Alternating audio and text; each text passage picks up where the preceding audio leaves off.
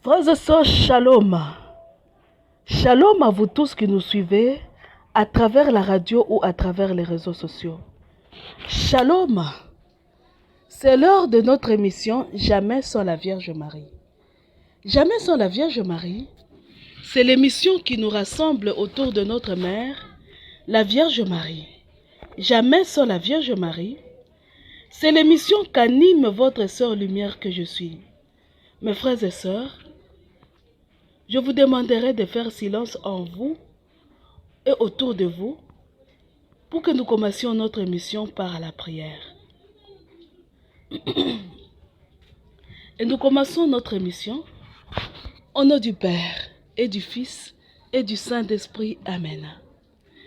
Notre Père qui es aux cieux, que ton nom soit sanctifié, que ton règne vienne, que ta volonté soit faite sur la terre comme au ciel. Donne-nous aujourd'hui notre pain de ce jour.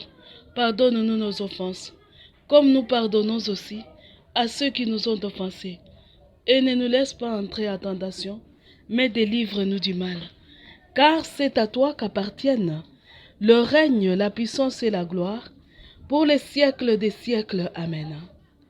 Je vous salue Marie, pleine de grâce, le Seigneur est avec vous.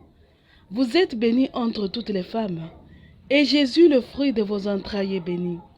Sainte Marie, Mère de Dieu, priez pour nous pauvres pécheurs, maintenant et à l'heure de notre mort. Amen. Gloire au Père, au Fils et au Saint-Esprit, au Dieu qui est, qui était et qui vient, pour les siècles des siècles. Amen. Viens, Esprit Saint, viens par la puissante intercession du cœur immaculé de la Vierge Marie, ton épouse bien-aimée. Shalom, mes frères et sœurs. Bonne année 2023. Que Dieu soit béni, car il nous a donné la grâce de connaître cette joie de voir un nouvel an qui arrive. Beaucoup sont morts au cours de l'année 2022. Mais à nous, il a donné cette grâce-là de passer de 2022 à 2023. Et nous avons vu 2023, que son nom soit béni. Alors, bonne année à vous tous qui nous suivez à travers la radio ou à travers les réseaux sociaux. Mes frères et sœurs, aujourd'hui nous allons continuer avec les cantiques des cantiques. Nous allons continuer avec les cantiques des cantiques. J'espère que vous avez déjà votre Bible, parce que c'est un livre que nous lisons actuellement très souvent. Nous commençons aujourd'hui le deuxième chapitre des cantiques des cantiques. Mais nous allons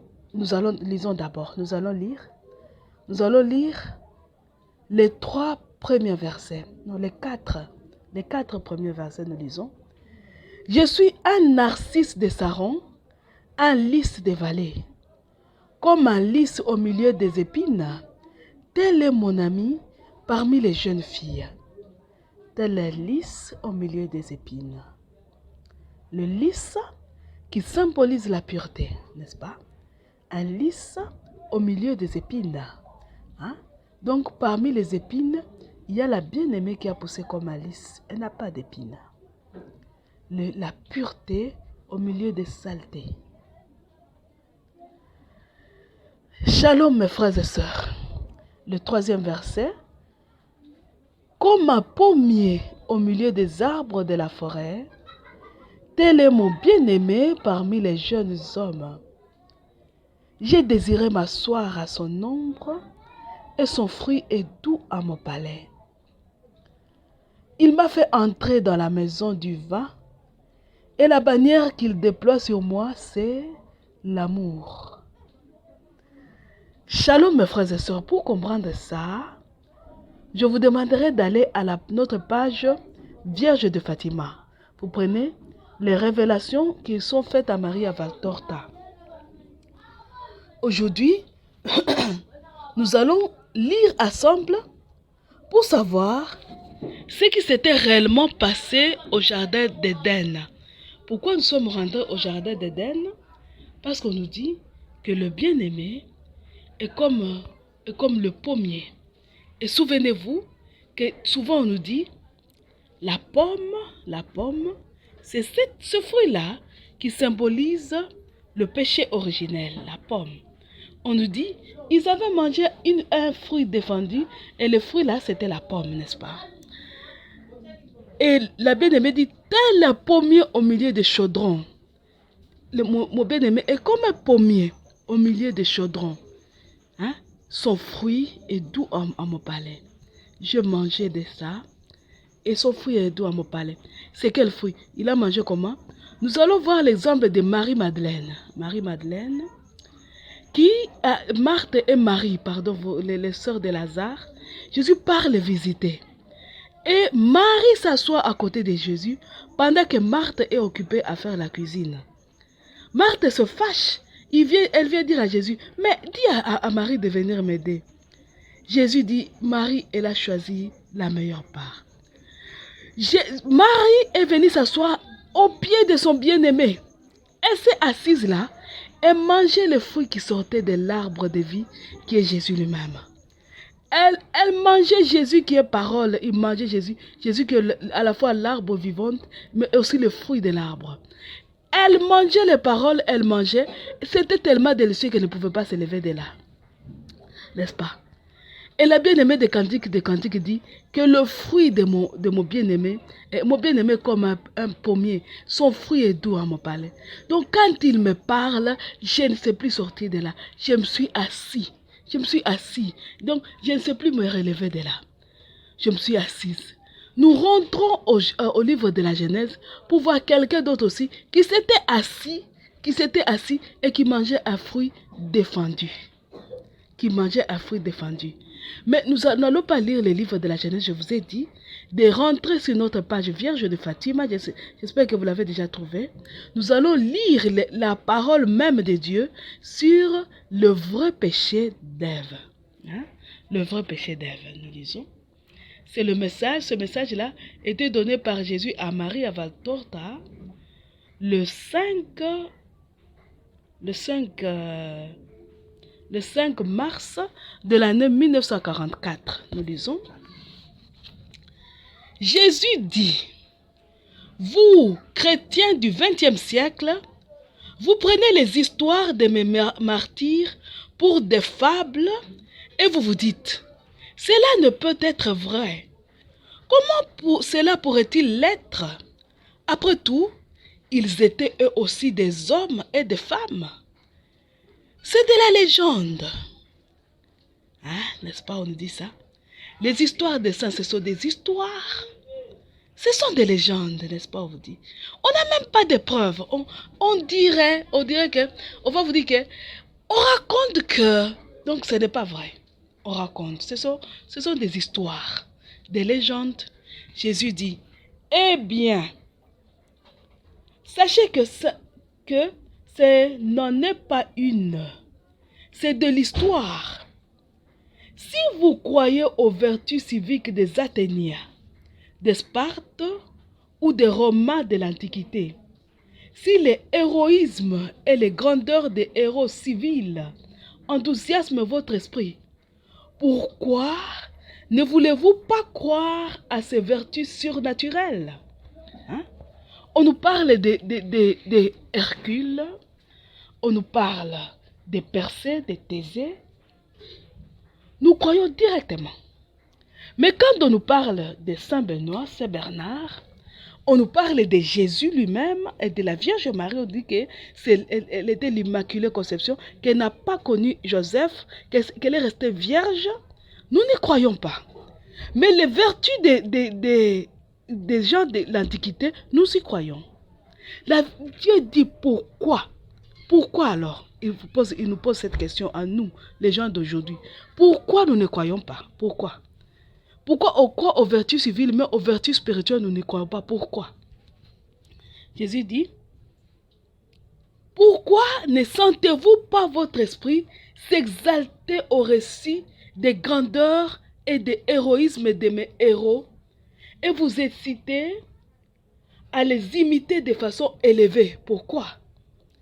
Quand on dit, tel saint avait fait les exploits dans tel domaine, on dit, ah, c'est une légende. Pourquoi notre esprit ne nous dit pas, ah, un homme comme moi, un saint, avait fait ça, moi aussi je vais le faire. Moi aussi je vais essayer. Quand on va nous dire telle influenceuse ou telle personne a fait ça, moi aussi je vais y arriver. Je vais faire l'effort. Mais on dit tel saint, on dit non, non, non, moi je ne vais pas faire ça. Ça c'est faux. C'est faux. Dieu répond, après tout, dites-vous, c'était des hommes et des femmes, bien sûr. C'était des hommes et des femmes. Vous dites là une grande vérité et vous vous condamnez sévèrement. C'était des hommes et des femmes. Or vous êtes des bêtes. Vous êtes des bêtes. C'est Jésus qui l'a dit. Jésus dit, vous êtes des bêtes. Vous n'y croyez pas parce que vous n'êtes plus des hommes et des femmes. Et quand on vous dit que tel saint avait fait ça, vous dites, ce n'est pas possible et il ne pouvait pas le faire. Non, ce sont des légendes, ce sont des histoires. Et on vous demande pourquoi vous n'y croyez pas. Vous dites, nous n'y croyons pas parce que c'était des hommes et des femmes. Jésus dit oui. C'était des hommes et des femmes. Vous êtes des bêtes. Vous n'êtes plus des hommes et des femmes. Vous ne pouvez pas y croire. C'est Jésus qui l'a dit. Il ne nous insulte pas. Il nous dit ce que nous sommes devenus. Ce que nous sommes devenus. Jésus dit ceci. De votre ressemblance avec Dieu, de votre filiation des dieux, vous vous êtes rabaissés au niveau des animaux uniquement guidés par leur instinct et apparentés à Satan. Vous comprenez ce que Jésus dit? Il dit, nous sommes hommes quand nous conservons en nous la ressemblance avec Dieu. Or, nous avons perdu la ressemblance avec Dieu et nous ressemblons à Satan. Comme nous ressemblons à Satan, nous ne sommes guidés par notre instinct. Par notre instinct. Comme des animaux. Parce que nous sommes devenus des bêtes. Jésus continue en disant, c'était des hommes et des femmes. Ils étaient redevenus hommes et femmes au moyen de la grâce, comme l'était le premier homme et la première femme au paradis terrestre. Écoutez la phrase. C'était des hommes et des femmes. Jésus s'arrête. Il continue. Il met un point. Il continue. Ils étaient redevenus hommes et femmes. Vous comprenez? Donc au départ, ils n'étaient pas hommes et femmes. Les saints que nous attendons aujourd'hui, ils étaient des bêtes comme nous. Ils avaient perdu l'humanité et aussi leur partie humaine n'était pas. Mais par la grâce, ils étaient redevenus hommes et femmes. Et ils étaient capables des exploits. C'était des héros, des saints. Parce qu'ils étaient redevenus hommes et femmes, mes frères et sœurs. Shalom, Ave Maria, redevenus hommes et femmes. Par la grâce, comme étaient Adam et Ève avant la chute. Avant la chute, ils étaient hommes et femmes. Et après la chute, ils ont perdu. Ils ont perdu. Ils n'étaient plus hommes et femmes, ils étaient devenus aussi des bêtes. Maintenant, ils nous mettent au monde de cet état. Nous naissons avec cet état perdu. Avec la grâce, quand nous accueillons la grâce, nous redevenons hommes et femmes, mes frères et sœurs. C'est ce que Jésus veut nous expliquer ici. Jésus dit, ne lit-on pas dans la Genèse que Dieu fit l'homme dominateur sur tout ce qui était sur la terre, c'est-à-dire sur tout sauf sur Dieu et ses ministres angéliques. Genèse 1, 26 à 50. Ne lit-on pas qu'il fit la femme pour qu'elle soit la compagne de l'homme dans la joie et la domination sur tous les êtres vivants? Là, nous allons dans Genèse 2. Ne lit-on pas qu'il pouvait manger de tout, excepté de l'arbre de la connaissance du bien et du mal? Pourquoi? Qu'est-ce que sous-entend les mots « afin qu'il domine » ? Quel est le sens caché de l'arbre de la connaissance du bien et du mal? Vous l'êtes-vous jamais demandé, vous, qui vous posez des questions sur tant de choses inutiles et n'êtes jamais capable d'interroger votre âme sur les vérités célestes? Votre âme vous le dirait. Hein? Votre âme vous le dirait. Notre âme nous dirait le vrai sens du mot domine. Et dit, votre âme vous le dirait si elle était vivante. Elle qui,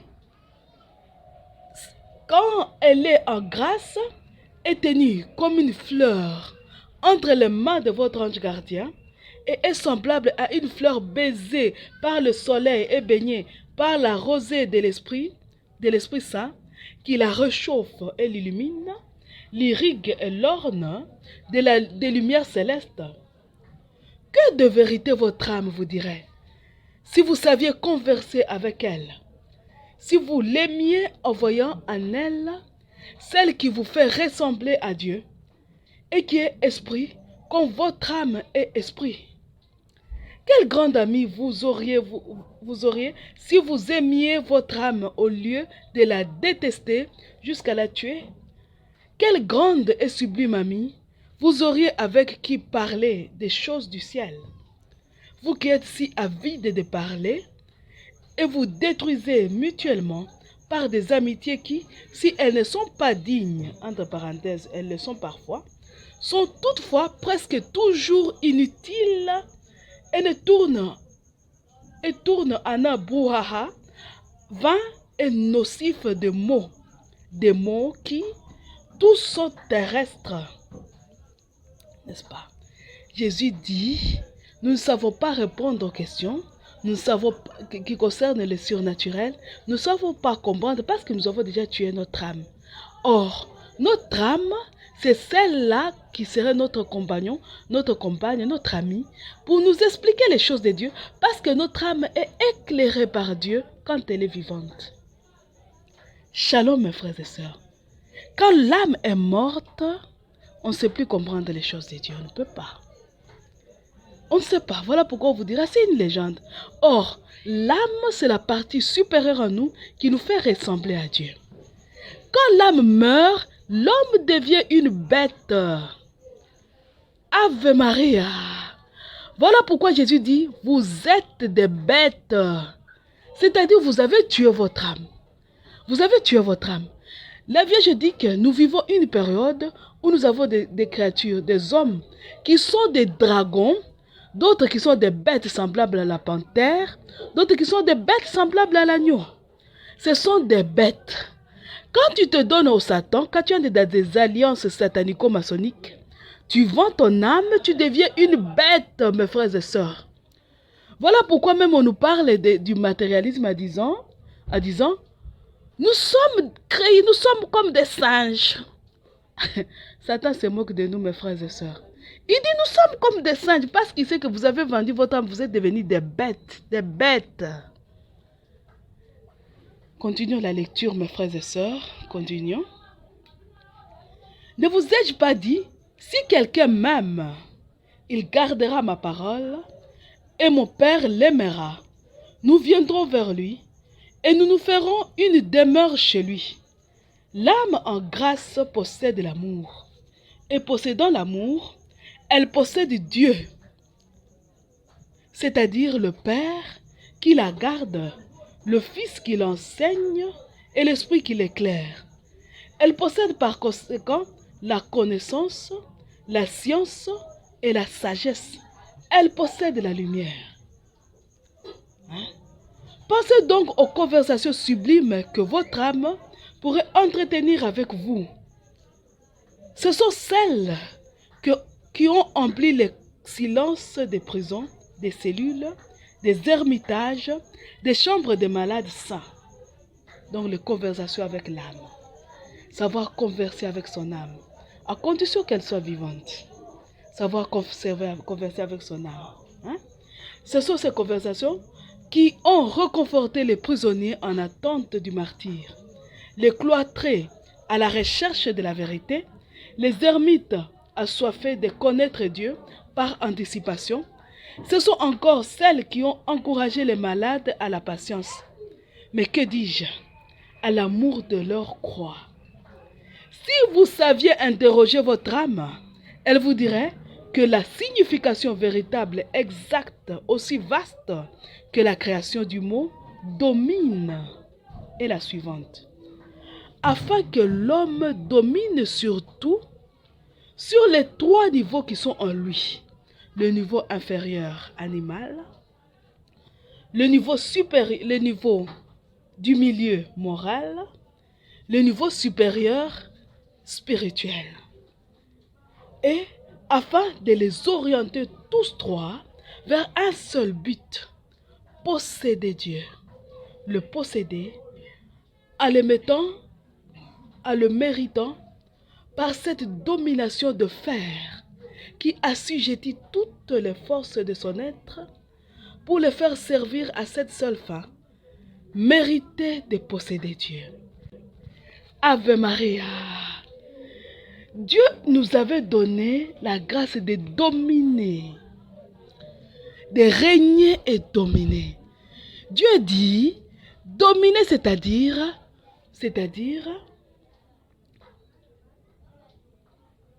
dominer sur tout, non? Dominer sur les 3 niveaux qui sont à nous. Les niveaux inférieurs, le niveau du milieu et le niveau supérieur. Dieu dit, le niveau inférieur à nous, c'est le niveau animal, la bête.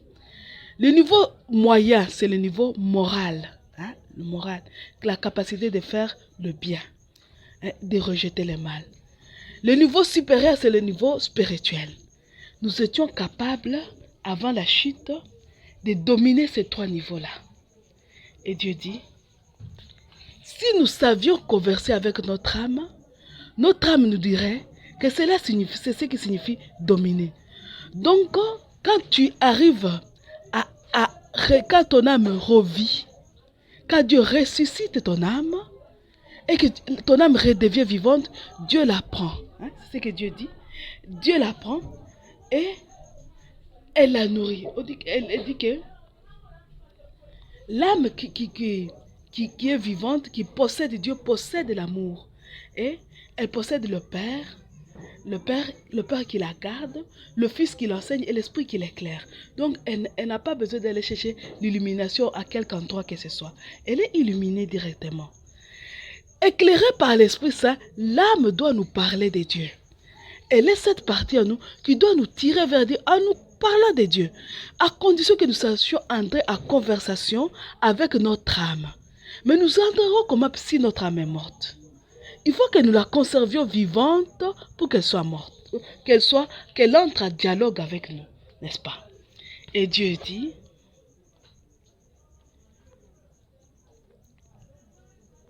pardon, je vais retrouver le paragraphe. Voilà. Et afin de les orienter, donc que Dieu dit, l'âme devait nous aider à dominer, à nous parler, nous dit que nous sommes créés pour dominer d'abord les 3 niveaux qui sont en nous-mêmes, qui sont tous les 3 affirmés en nous-mêmes, dans le but unique, un but unique de posséder Dieu. Donc tous nos efforts que nous faisons, c'est pour posséder Dieu. Posséder Dieu. Dieu continue. Elle vous dirait que Dieu avait interdit la connaissance du bien et du mal parce qu'il avait déjà prodigué le bien à ses créatures. Quant au mal, il ne voulait pas qu'ils le connaissent, car c'est un fruit doux au palais, mais une fois passé dans le sang, avec son jus, il suscite une fièvre qui tue et produit une soif ardente, de telle sorte que plus l'on boit ce jus trompeur, plus on a soif. Comprenez? Donc le mal, vous vous rappelez la bien-aimée des Cantiques, il dit, le fruit de mon bien-aimé est doux à mon palais. Et Dieu dit, le mal est ce fruit doux. Quand tu le manges, il est délicieux, il est doux. Mais une fois il entre en toi, le mal, il suscite une fièvre et tue. Il tue ton âme. Il tue. Et tu perds l'humanité, tu deviens une bête. Tu deviens assoiffé du mal. Tu auras une soif intarissable du mal. Et pour que cela ne soit pas, Dieu avait déjà donné le bien à ses enfants. Voilà pourquoi il lui avait dit, tu ne mangeras pas le fruit défendu. Tu ne mangeras pas le mal. Il ne voulait pas. Il ne voulait pas tout simplement que l'homme accède au mal. Il ne voulait pas. Parce qu'il savait ce que cela fera en lui. Il le savait. Et Dieu dit, vous objecterez. Alors, pourquoi l'a-t-il mis là? Pourquoi Dieu avait mis le mal là-bas? Parce qu'il y avait l'arbre de la connaissance du bien et du mal. Pourquoi Dieu l'avait mis là? Dieu répond à cette question-là. Parce que le mal est une force qui est née toute seule. Comme certaines maladies monstrueuses dans le corps le plus sain. Vous voyez? Il était né tout seul, le mal. Dieu ne l'avait pas créé. Il était né tout seul. Dieu dit, Lucifer était un ange, le plus beau des anges. C'est un esprit parfait. C'était un esprit parfait qui n'était inférieur qu'à Dieu. C'est pourtant dans son être lumineux que naquit une vapeur d'orgueil qu'il ne dissipa pas.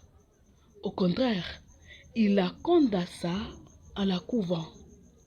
C'est de cette incubation qu'est né le mal. Il existait avant que l'homme ne fût. Shalom mes frères et sœurs. L'arbre de la connaissance du bien et du mal. L'origine du mal, c'est le cœur de Lucifer. C'est l'intérieur du cœur de Lucifer. C'est là-bas qu'était né le mal. L'orgueil avait commencé là-bas. L'orgueil, Dieu dit, Lucifer pouvait dissiper l'orgueil. Il pouvait. Mais Lucifer, au lieu de chasser l'orgueil, il a condensé l'orgueil. Il a incubé, il a couvé l'orgueil. De l'orgueil est né le mal, comme un poussin qui sort de l'œuf. L'orgueil est né des profondeurs de Lucifer. De l'orgueil, des profondeurs de Lucifer, comme une vapeur dit. De l'orgueil est né le mal. Donc le mal, c'est la perfection, c'est la fille, c'est le fils de l'orgueil. L'orgueil lui-même, c'est le fils de l'orgueil. Le mal, c'est le fils né des profondeurs de Satan. Le poussin de Satan. C'est de là que vient le mal, n'est-ce pas? Dieu avait précipité hors, là je lis, Dieu avait précipité hors du paradis cet incubateur maudit du mal, ce contaminateur du paradis. Mais il est demeuré l'éternel incubateur du mal. Et comme il ne pouvait plus contaminer le paradis, il a contaminé la terre. Shalom mes frères et sœurs. Le fruit métaphorique de l'arbre de la Genèse tend à démontrer cette vérité. Dieu avait dit à l'homme et à la femme, connaissez toutes les lois et tous les mystères de la création, mais n'essayez pas de m'usurper le droit d'être le créateur de l'homme. Est-ce que vous comprenez? Continuons. Mon amour qui circulera en vous suffira à propager la race humaine sans convoitise des sens, mais par simple frémissement de charité, il suscitera de nouveau Adam de la lignée. Je vous donne tout. Je me réserve uniquement ce mystère de la formation de l'homme. Voilà le fruit. Le fruit de l'arbre du jardin d'Éden n'était pas la pomme, non. Hein? Parce que vous venez de le lire, je relis ce paragraphe. Le fruit métaphorique de l'arbre de la Genèse tend à démontrer cette vérité. Voici. Dieu avait dit à l'homme et à la femme, connaissez toutes les lois et tous les mystères de la création. Connaissez. Mais n'essayez pas de m'usurper le droit d'être le créateur de l'homme. Mon amour qui circulera en vous suffira à propager la race humaine sans convoitise des sens. Mais par simple frémissement de charité, il suscitera les nouveaux Adam de la lignée. Je vous donne tout. Je me réserve uniquement ce mystère de la formation de l'homme, le fruit défendu. Shalom, frères et sœurs. Ave Maria. Le mystère Dieu, le fruit de la défendu, c'est le mystère de la formation de l'homme. Ne touchez pas à ces mystères-là. Ne touchez pas à ça. Vous voyez, on peut voir sur les réseaux sociaux aujourd'hui, on peut voir sur l'internet comment les hommes de science aujourd'hui commencent à créer des robots pour remplacer les hommes et les femmes. Surtout la femme. Surtout la femme dans son rôle d'épouse. Le mystère. C'était ça le fruit défendu que nous sommes en train de répéter aujourd'hui. Ne touchez pas à ce fruit-là. Ne mangez pas ça. Le fruit, ne touchez pas. Ne le mangez pas. Quand vous en mangerez, vous mourrez. Réservez-moi ce mystère-là. Alors, Dieu dit, comment alors allons-nous nous multiplier? Parce qu'il était écrit, multipliez-vous et remplissez la terre. Dieu dit, cela allait être de l'amour de Dieu. L'amour. Parce que Dieu dit, c'est lui qui même garde mes commandements. Nous devions aimer Dieu, l'aimer et faire tout, nous dominer tous nos sens, dominer les 3 royaumes à nous. Donc, dominer les 3 niveaux à nous. Dominer notre partie animale, dominer notre partie morale, dominer notre partie spirituelle dans le but de posséder Dieu. L'aimer jusqu'à vouloir le posséder. Une fois nous possédons Dieu, nous possédons l'amour en nous. Conservant dans le fait de lutter pour dominer notre partie animale, pour dominer notre partie morale et dominer notre niveau spirituel, ce fait de lutter-là maintiendrait notre âme vivante. Hein? Dans cette lutte, je maintiens mon âme vivante. Je maintiens l'âme vivante par amour. Par amour. Ce ne serait pas des actes de lutte d'un esclave dans une maison, non. Mais des luttes d'amour. Je lutte par amour pour maintenir, pour dominer par amour. Comme Jésus, il a dominé les 3 niveaux. Par amour pour son Père. Par amour, la Vierge Marie y est arrivée. Par amour. Je devais le faire, l'homme devait y arriver par amour. Et maintenant, son âme vivante, l'âme allait conserver l'amour. Oh, l'amour, c'est Dieu. Jésus dit, je vous avais dit, celui qui m'aime, nous viendrons habiter à lui. Donc, quand tu luttes, tu maintiens l'âme vivante, tu luttes pour posséder Dieu, Dieu viendra habiter à toi et tu posséderas réellement Dieu. Tu vas posséder Dieu. Et de cette possession de Dieu, Dieu va agir. Dieu dit ceci, je vais retrouver les extraits même de Dieu. Dieu dit ceci. Mon amour qui circulera en vous suffira à propager la race humaine, mon amour, sans convoitise des sens, sans convoitise, sans convoitise. L'amour qui circule entre Adam et Ève, d'abord en Adam seul, à Ève seule, puis entre Adam et Ève, cet amour divin suffirait pour propager la race humaine sans convoitise. La convoitise, le désir sexuel. Hein? Dieu ne voulait pas de ces désirs-là. Sans désir, nous tous nous naissons quand les parents se désirent l'un et l'autre. Ils se couchent ensemble et nous naissons de cet acte sexuel.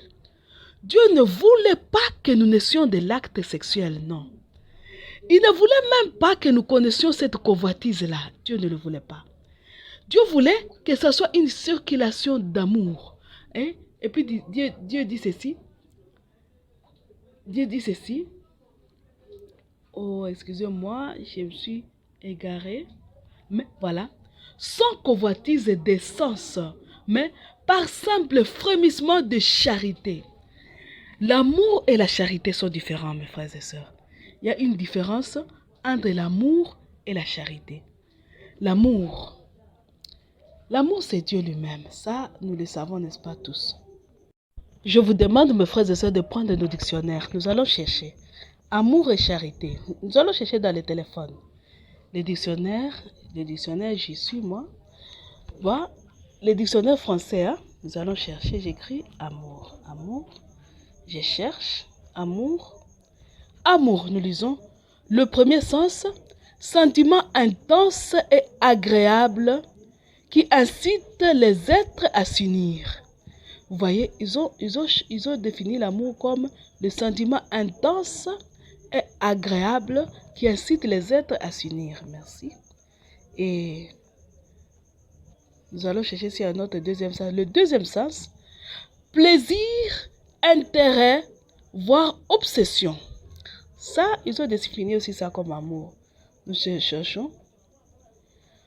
Troisième sens, copulation, relation sexuelle, union charnelle. Ils ont défini ça aussi comme amour. Voilà, amour, nous allons nous arrêter là. Trois sens. Nous cherchons maintenant charité. Je vous demanderai de chercher charité dans vos dictionnaires. Charité. Charité. J'ai saisi, je cherche. Charité. Alors, vertu théologale, amour qu'elle ressent pour Dieu, pour le bien et pour son prochain. C'est une vertu. C'est de l'amour ressenti pour Dieu, pour le bien et pour son prochain. Deuxième sens, la charité, c'est la bienveillance habituelle, l'indulgence commisérable. Commisérable. Troisième sens, c'est la bienveillance au monde, aux pauvres. Donc l'amour, c'est un sentiment qui a nous. D'après le dictionnaire, l'application de ces sentiments, c'est ça la charité. J'aime le pauvre. Hein? Là, nous avons pris les dictionnaires ordinaires, pas les dictionnaires bibliques, n'est-ce pas? Un dictionnaire ordinaire. L'amour, je sens d'abord, je t'aime d'abord. J'aime le pauvre. Je l'aime. Et de cet amour-là, m'inspire une pitié parce qu'il n'a rien. Je prends un peu de ce que j'ai, je lui donne par amour. Le fait que je l'aime, c'est de l'amour, c'est un sentiment. Mais le fait que je l'aide, c'est la charité. Vous voyez? Je donne, c'est la charité. L'application de l'amour, c'est la charité. L'amour mis en application, c'est ça la charité. C'est ça la charité, mes frères et sœurs. Et Dieu dit, nous revenons maintenant sur notre page Vierge de Fatima. J'espère que vous me suivez sur la page Vierge de Fatima. Hein? Nous revenons maintenant sur notre page de Vierge de Fatima. Dieu dit ceci. Dieu avait dit à l'homme et à la femme, connaissez toutes les lois et tous les mystères de la création. Mais n'essayez pas de m'usurper le droit d'être le créateur de l'homme. Mon amour circulera en vous. Suffira à propager la race humaine sans convoitise de sens, mais par simple frémissement de charité. Il suscitera de nouveaux Adam de la lignée. L'amour passera à l'acte. La mise en application, il se mettra à l'œuvre. L'amour frémira il deviendra charité, et de cette charité naîtront les hommes. Shalom mes frères et sœurs. N'est-ce pas, un jour, Dieu avait dit ceci, les hommes, les enfants de Dieu, ne se marient pas. Ceux qui sont sur cette terre, ils ressemblent aux anges du ciel. Les anges se multiplient sans se marier. Ils ne se marient pas. Ils naissent de l'amour de Dieu. Ils naissent de l'amour et de la charité de Dieu. Ainsi, Dieu voulait que nous naissions comme des anges, de l'amour et de la charité de Dieu, et non de la convoitise et des rapports sexuels. Dieu ne voulait pas ça. Dieu ne le voulait pas. Mes frères et sœurs, souvenons-nous que nous avions dit, nous allons commencer à partager 30 minutes et nous prions 30 minutes. Eh bien, j'ai déjà fait 40 minutes. Alors, nous allons faire une pause. Nous continuerons les dimanches prochains. Nous allons prier. Nous allons dire le chapelet à la miséricorde divine. Parce que nous allons demander pardon pour le péché là, pour nos péchés, le péché de nos premiers parents. Puisque vous et moi, nous savons que Adam et Ève, en tout cas, ils n'avaient pas demandé pardon. Nous allons demander pardon. Je vous demanderai, si vous le pouvez, agenouillez-vous. Si vous ne pouvez pas vous agenouiller, mettez-vous alors assis par terre. Nous allons demander pardon. Au nom du Père et du Fils et du Saint-Esprit. Amen. Je crois en un seul Dieu, le Père Tout-Puissant, Créateur du ciel et de la terre, de l'univers visible et invisible. Je crois en un seul Seigneur Jésus-Christ, le Fils unique de Dieu, né du Père avant tous les siècles. Il est Dieu né des dieux, lumière née de la lumière, vrai Dieu né du vrai Dieu, engendré non pas créé, de même nature que le Père, et par lui tout a été fait. Pour nous les hommes et pour notre salut, il est descendu du ciel. Par l'Esprit Saint, il a pris chair de la Vierge Marie, et s'est fait homme.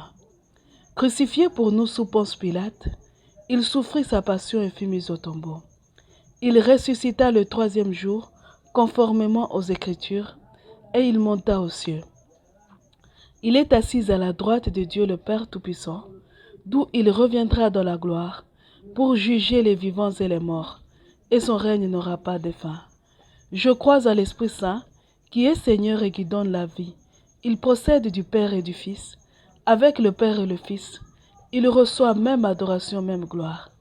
Il a parlé par les prophètes. Je crois à l'Église une sainte catholique et apostolique. Je reconnais un seul baptême pour le pardon des péchés. J'attends la résurrection des morts et la vie du monde à venir. Notre Père qui es aux cieux, que ton nom soit sanctifié, que ton règne vienne. Que ta volonté soit faite sur la terre comme au ciel. Donne-nous aujourd'hui notre pain de ce jour. Pardonne-nous nos offenses comme nous pardonnons aussi à ceux qui nous ont offensés. Et ne nous laisse pas entrer à tentation, mais délivre-nous du mal. Car c'est à toi qu'appartiennent le règne, la puissance et la gloire, pour les siècles des siècles. Amen. Je vous salue Marie, pleine de grâce, le Seigneur est avec vous. Vous êtes bénie entre toutes les femmes, et Jésus, le fruit de vos entrailles, est béni. Sainte Marie, Mère de Dieu, priez pour nous pauvres pécheurs, maintenant et à l'heure de notre mort. Amen. Gloire au Père, au Fils et au Saint-Esprit, au Dieu qui est, qui était et qui vient, pour les siècles des siècles. Amen. Père éternel, je t'offre le corps et le sang, l'âme et la divinité de ton Fils bien-aimé, notre Seigneur Jésus-Christ, en réparation de nos péchés et de ceux du monde entier. Nous demandons pardon dans ce premier mystère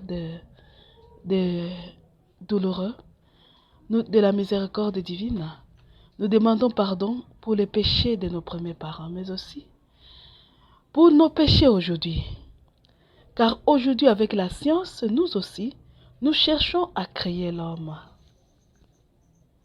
Nous demandons pardon. Et ce péché-là crie vengeance.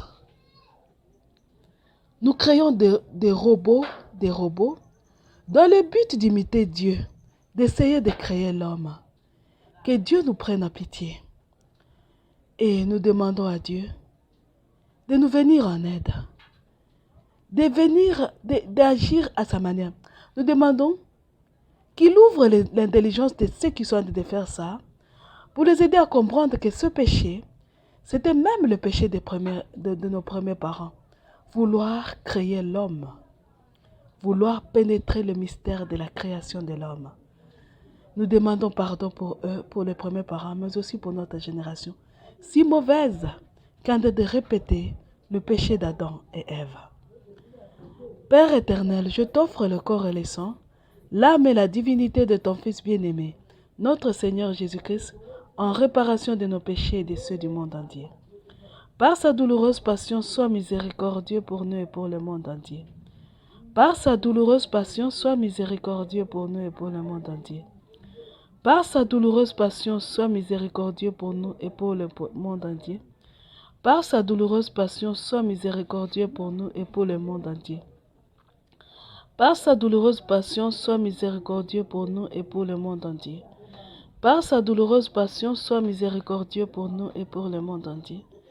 Par sa douloureuse passion, sois miséricordieux pour nous et pour le monde entier. Par sa douloureuse passion, sois miséricordieux pour nous et pour le monde entier. Par sa douloureuse passion, sois miséricordieux pour nous et pour le monde entier. Par sa douloureuse passion, sois miséricordieux pour nous et pour le monde entier.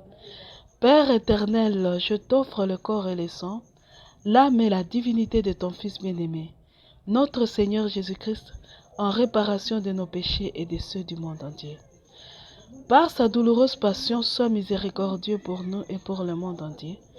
Par sa douloureuse passion, sois miséricordieux pour nous et pour le monde entier. Par sa douloureuse passion, sois miséricordieux pour nous et pour le monde entier.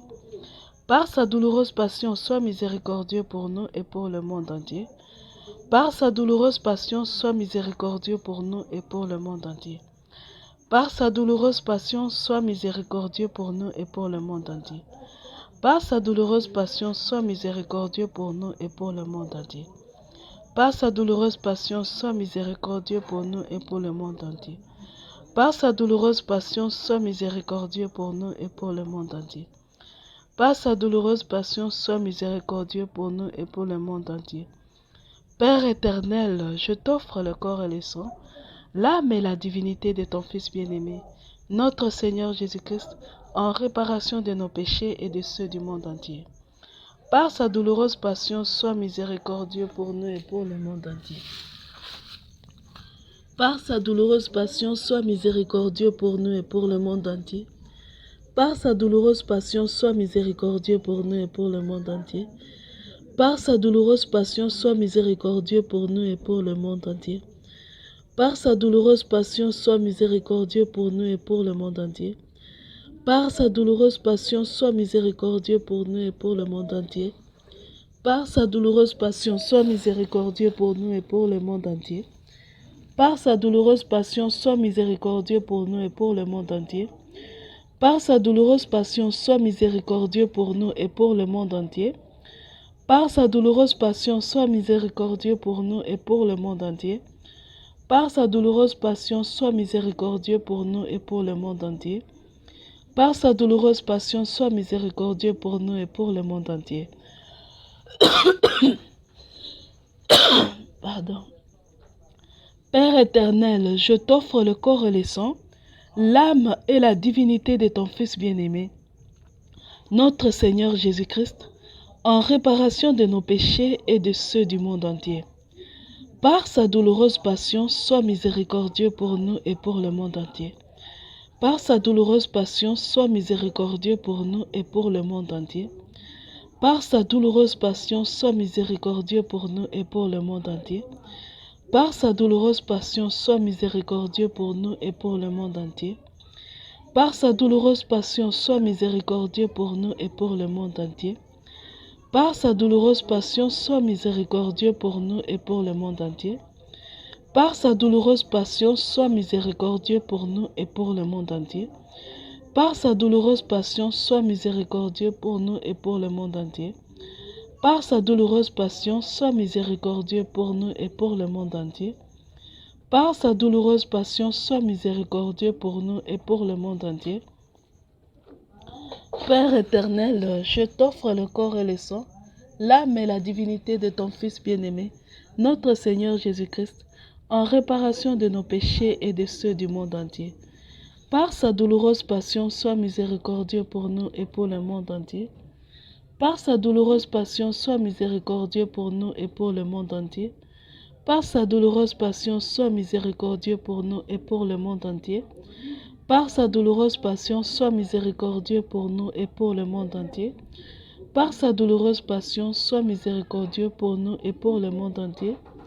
Par sa douloureuse passion, sois miséricordieux pour nous et pour le monde entier. Par sa douloureuse passion, sois miséricordieux pour nous et pour le monde entier. Par sa douloureuse passion, sois miséricordieux pour nous et pour le monde entier. Par sa douloureuse passion, sois miséricordieux pour nous et pour le monde entier. Par sa douloureuse passion, sois miséricordieux pour nous et pour le monde entier. Père éternel, je t'offre le corps et le sang, l'âme et la divinité de ton Fils bien-aimé, notre Seigneur Jésus-Christ, en réparation de nos péchés et de ceux du monde entier. Dieu saint, Dieu fort, Dieu éternel, prends pitié de nous et du monde entier. Ô sang et eau qui avez jailli du cœur de Jésus comme source de miséricorde pour nous, j'ai confiance en vous. Dieu saint, Dieu fort, Dieu éternel, prends pitié de nous et du monde entier. Ô sang et eau qui avez jailli du cœur de Jésus comme source de miséricorde pour nous, j'ai confiance en vous. Dieu saint, Dieu fort, Dieu éternel, prends pitié de nous et du monde entier. Ô sang et eau qui avez jailli du cœur de Jésus, comme source de miséricorde pour nous, j'ai confiance en vous. Jésus, j'ai confiance en toi. Jésus, j'ai confiance en toi. Jésus, j'ai confiance en toi. Marie, Mère de miséricorde, j'ai confiance en toi. Marie, Mère de miséricorde, j'ai confiance en toi. Marie, Mère de miséricorde, j'ai confiance en toi. Shalom mes frères et sœurs. Rappelons-nous que nous nous sommes offerts comme victimes de l'Holocauste à l'amour miséricordieux et à la justice divine. Une victime répare, elle expie pour elle et pour le monde entier. Ainsi, en tant que victime aujourd'hui, nous allons dire à Dieu, Seigneur, en réparation de ces péchés, les péchés des hommes de science d'aujourd'hui, les péchés des hommes d'aujourd'hui qui veulent percer à leur tour le mystère de la création de l'homme, les hommes qui, éclairés par Satan, luttent par tous les moyens pour percer le mystère de la formation et de la création de l'homme. Donne-nous, envoie-nous une souffrance à endurer pour toi. Parce que la victime sauve en endurant des souffrances apportant la croix. Comme Jésus, il nous avait sauvés par la croix, c'est par la croix. Ainsi, nous demandons à Jésus. Nous venons d'apprendre que le fruit qui avait dû à Dieu, le fruit défendu d'Éden, c'était le mystère de la formation de l'homme. Et ce fruit, nous nous rendons compte que nous, aujourd'hui, nous sommes en train de vouloir le manger. Nous sommes en train de courir après ce fruit-là. Seigneur, pour que cela s'arrête, pour que cela change, en réparation de ce péché-là, de ce gros péché qui blesse ton cœur de nouveau, en réparation de ce péché qui est commis par nous-mêmes aussi, qui des fois nous cherchons à savoir comment a été créé l'homme, mais aussi par tous ceux-là qui vont jusqu'à créer des robots et qui chaque jour luttent pour les améliorer, pour essayer de créer l'homme à leur manière, à leur tour. Seigneur, donne-moi une souffrance à endurer pour ça. Ave Maria, mes frères et sœurs. Shalom. Une victime reçoit la souffrance qui vient de Dieu et lutte en souffrant pour changer son environnement, pour changer le monde par sa souffrance. Ce sont ces péchés-là, ces péchés comme celui-ci, qui attirent sur nous tous les maux que nous endurons aujourd'hui. Ce sont des péchés qui crient vengeance. Je vous demanderai d'être honnête, de réellement demander à Dieu, donne-moi une souffrance. Et quand cette souffrance-là arrivera, souffre en souriant. Et quand ça fait très mal, dis à Dieu, c'est pour ta plus grande gloire et le salut des âmes. C'est ma façon à moi, oh Dieu, c'est la grâce que tu m'as donnée. Cette coupe que tu m'as donnée, à laquelle je bois, une coupe amère que tu m'as donnée, à laquelle je bois pour que ta volonté soit faite. Pour que finalement ta volonté soit faite. En réparation, en expiation de mes péchés, de ce péché que nous sommes mandés de commettre nuit et jour, celui de vouloir percer le mystère de la création de l'homme. Demande ça, mon frère. Nous n'avons pas le temps de réciter les actes d'offrande à l'amour miséricordieux à la justice divine, mais demandons cette souffrance-là. Moi aussi, je vais expier pour ça, Seigneur. Moi aussi, je vais être co-rédempteur, Seigneur. Moi aussi, je vais souffrir pour que le monde soit sauvé. Participer comme toi à la souffrance. Parce qu'il est écrit, si nous souffrons avec lui nous régnerons. Souffrons, mes frères et sœurs.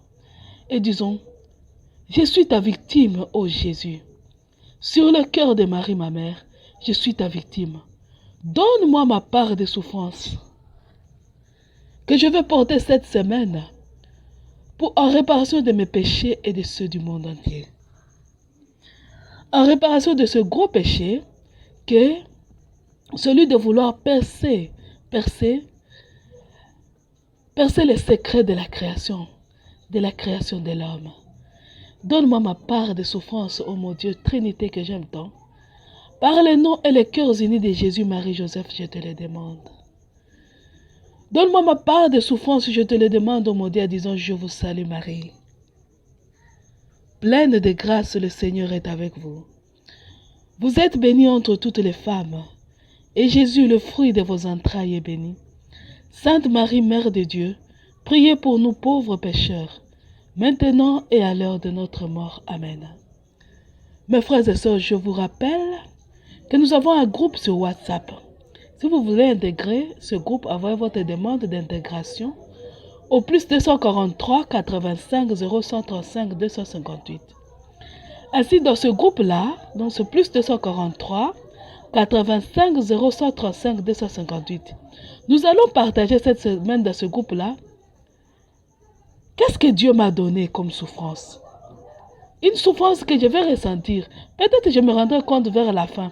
Mais quand je vais me rendre compte, c'est ça ma part de souffrance. Partageons les uns avec les autres. Cela va nous aider à nous encourager à mieux souffrir. Ceux qui nous suivent bénissent, que Dieu bénisse. Vous savez, je bénis tous nos abonnés sur YouTube. Aujourd'hui, nous sommes à 104 abonnés. Nous avons dépassé les 100 abonnés. C'est une grâce. Nos abonnés sur YouTube, vous aussi. Partagez dans des commentaires sur YouTube, sur notre chaîne. Partagez. Ce que Dieu va nous envoyer comme souffrance, partageons. En réparation, c'est une joie de souffrir ensemble. Avec Jésus, Marie, Joseph, notre ses parents. De souffrir pour réparer ses péchés. Pour que le monde d'aujourd'hui soit sauvé. Que le Dieu ne nous brûle pas par ses déluges de feu, mais qu'il envoie sur nous l'amour miséricordieux. Bonne année 2023 à vous tous. Bonne année, que cette année soit une année où nous vivons intensement notre vie des filles et fils de Jésus, Marie, Joseph. Des victimes d'amour, des victimes d'Holocauste à l'amour miséricordieux et à la justice divine. Cette année, que ce soit une année où nous réparons, nous expions réellement. Je vous dis à dimanche prochain. Et nous clôturons notre émission au nom du Père et du Fils et du Saint-Esprit. Amen. À dimanche prochain.